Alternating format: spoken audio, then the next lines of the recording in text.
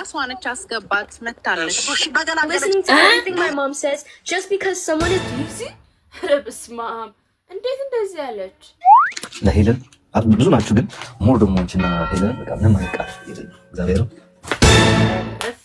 ጦርነት ተጀመረላችሁ ሁለቱም ላይቭ ላይ መተው እረፍ የዲዚ እናት አልሞተችም ታግታ ነው አንተ እኮ ነው ሞታለች የለብህ ነበርከው ደብረኝም ዜዶ ተሞታል ዮኒ እየጠበቅኳቸው ነው ስለቲና የካ ሚካኤል የፉካ መቃብር ውስጥ ነው ፉካ አውቃለሁ ሞታለች አልሞተችም የሚለው ራሱ ሌላ ውዝግብ ውስጥ ከተዋችሁ እንደነበረ ሁላችሁም በጣም እርግጠኛ ነኝ ዛሬ ግን በዚህ የዩቲዩብ ቻናል ላይ እውነታውን እንረዳለን ስለ ትህትና ታምራት ትህትና ማለት የዴዚ ወላጅ እናት ናት ስለዚህ ሞተች አልሞተች በሚለው የተወዛገባችሁ ሰዎች ዛሬ በዚህ ቻናል ላይ እውነታውን የምታረጋግጡበትና የምታውቁበት ቆይታ ነው የሚኖርላችሁ እስከመጨረሻው አብራችሁን ከቆያችሁ የዚህ ምላሽ ታገኛላችሁ በዚህ ሰዓት ድምጻዊ አንዱዓለም ጎሳን አስመልክቶ አዲስ መረጃ ተሰምቷል ድምጻዊ አንዱዓለም ጎሳ ዋኤ ጁኛኮ የተሰኘ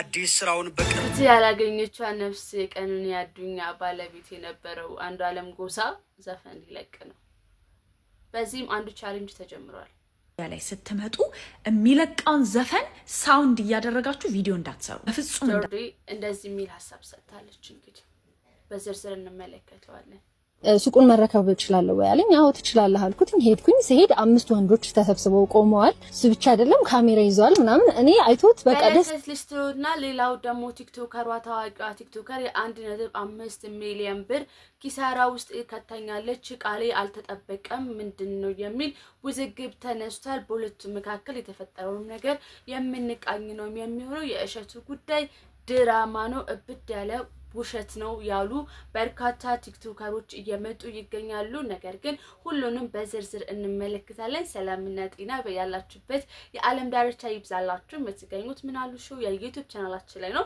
ለቻናላችን አዲስ ከሆናችሁ በየቀኑ ማህበራዊ ሚዲያ ላይ የሚወሩ እውነቶችን በዚህ ቤት ላይ ማግኘት ትችላላችሁ ሰብስክራይብ በማድረግ ወሬ አያምልጠኝ ማለት ትችላላችሁ ማለት ነው እንደዚህ ወሬኛ ከሆናችሁ ወሬ አያመልጣችሁ ማለት ነው ለማንኛውም ወደ ዝርዝር መረጃው ልሰዳችሁ አብራችሁን ቆዩ የዴዚ እናት ትህትና ታምራት ሞታለች ወይስ አልሞተችም ይሄንን ለቲክቶክ ገቢያችሁ ለማድረግ ይሄናል ጊዜ ፈጃችሁ ሰዎች እግዚአብሔር ይሁናችሁ ነገር ግን እውነታው ይሄ ነው የዴዚ እናት ትክክለኛ ስሟ ትህትና ታምራት ነው ማጋጠማት የሳምባ በሽታ ሳምባ ውስጥ ውሃ ቋጥሮ ነው የሞተችው ሳምባ ውስጥ ውሃ ቋጥሮ መድኃኒቱን ስላልወሰደች ነው ያረፈችው የሰማሁት እና የተቀበረችው የካ ሚካኤል ነው የካ ሚካኤል የፉካ መቃብር ውስጥ ነው ፉካ ማለት መሬት ላይ አይደለም የምታገኙት የፉካ መቃብር ውስጥ ነው ይሄ እንትን ውስጥ ቁጥሩ የምትፈልጉ ከሆነ 1179 ነው ሄዳችሁ መጠየቅ ፉካ ማለት መሬት ላይ አይደለም የሆነ ቤት ውስጥ ነው የሚቀበሩት ዛት ሚንስ አሁን ለምሳሌ እናንተ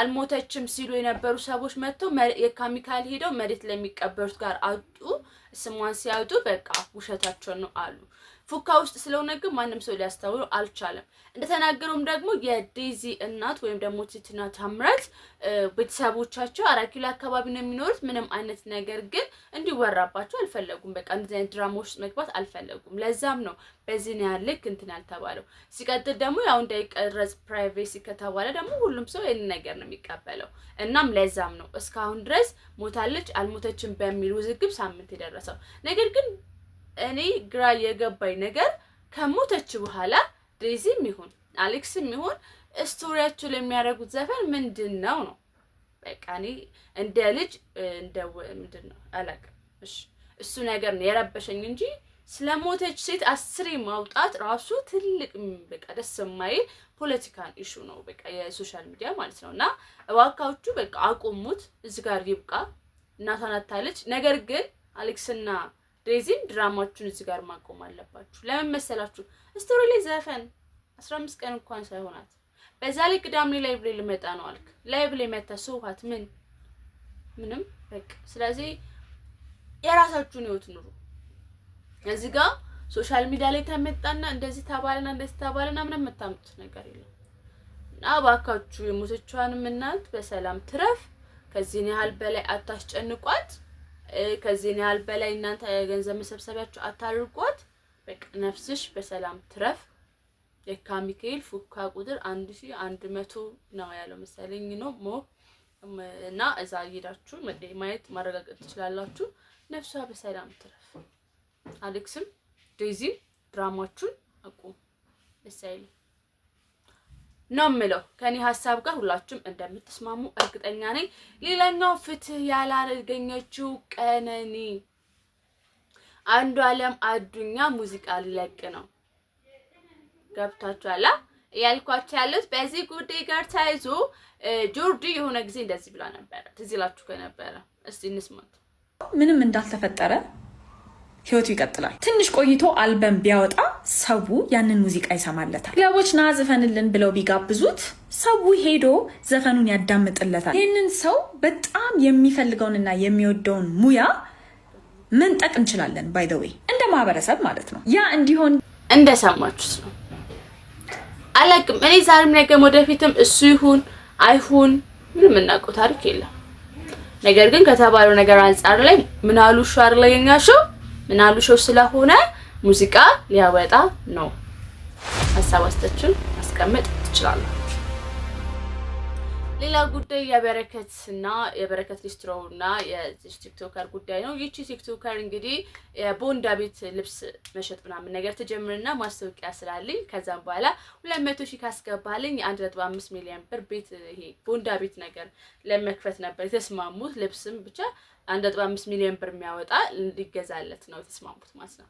እዛ ያው በረከት ዲስትሮ ደግሞ በዚህ ስማማና ምን ያደርጋል ተፈታፈ ብሎ ቻሌንጅን ተቀላቅሎ ያስሞላላታል። ከሞላ በኋላ ግን የተሰጠው እቃ ማለት የተሰጠችው 1.5 ሚሊዮን ብር ተብሎ የተሰጠው እቃ ልብስ ምናምን ነገሮች ለመሸጥ ያው ወደ ገንዘብ ለመቀየር ለመሸጥ በሚሄድበት ሰዓት ላይ እቃው 300,000 ብር እንኳን እንደማያወጣ ነው የተነገረውና በዚህ በጣም ተበሻሽቶ ሶሻል ሚዲያ ላይ በጣም ነበር ሲናገር የነበረው። እሷም ደግሞ የሰጠችው ምላሽ አለ። እስቲ እሷ የሰጠችው ምላሽ እንመልከትና እናንተም ደግሞ ሐሳብ አስተያየታችሁን እያጋራችሁ እንቆያለን ማለት ነው። ስለዚህ በረከት ሊስትሮ ምንድነው የተፈጸመበት? እሷስ ምንድነው የሰጠችው ማስተባበያ ምላሽ? ማጋር ነው እውነት ያለው እንመልከት። በቃ ደስ ብሎኝ ቪዲዮ ሲቀርጹና እንደዛ ነው መሰለኝ። ከዛ ቪዲዮ ሰርቼ መሀል ላይ ገባለሁ።